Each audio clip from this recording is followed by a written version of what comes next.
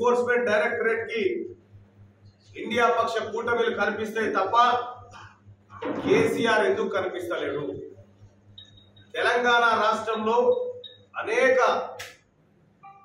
లక్షల కోట్ల సంపద కొల్లగొట్టిన చంద్రశేఖరరావు గారి కుటుంబం పైన ఇప్పటికే అనేక ఫిర్యాదులు ఎన్ఫోర్స్మెంట్ డైరెక్టర్ దగ్గర ఉన్నాయి, సిబిఐ దగ్గర ఉన్నాయి.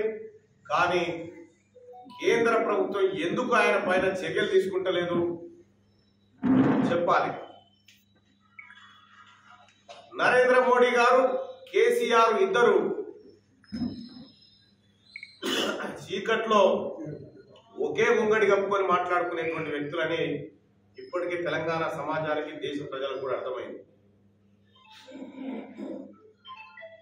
Bharatiya Janata party liquor scam లో కవిత వ్యవహారం తేల్చే విషయంలో ఎందుకు తాత్సారం చేస్తా ఉందని తెలంగాణ ప్రజలు అనుమానపడతా ఉన్నారు. ఆ అనుమానాలకు బలం చేకూరే విధంగానే ఇవాళ భారతీయ జనతా పార్టీ కూడా వ్యవహరిస్తూ ఉంది.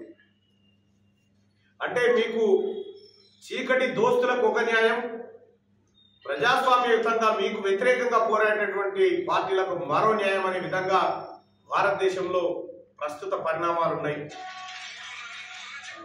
తెలంగాణ రాష్ట్రం విషయానికి వస్తే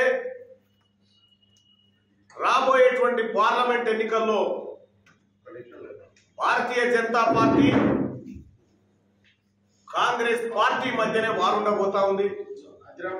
ఇక ఢిల్లీలో మేము ఏదో చేస్తాం, ఈసారి ఢిల్లీకి పోయి చక్రాలు తిప్పుతాం, పోయినసారి కూడా సారు కారు 16 ఢిల్లీలో సర్కారు ఈ నినాదం పెడితే ఇక ఢిల్లీకి పోయిన 9 మంది ఏం చేసిరో మీ అందరికి తెలుసు.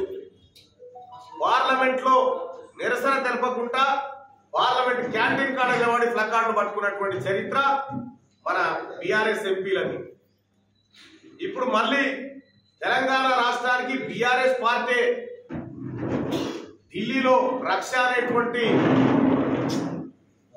మాయమాటలు చెప్తా ఉన్నది బీఆర్ఎస్ పార్టీ. బీఆర్ఎస్ పార్టీని తెలంగాణ రాష్ట్రంలో ఏ ఒక్కరూ నమ్మడం లేదు.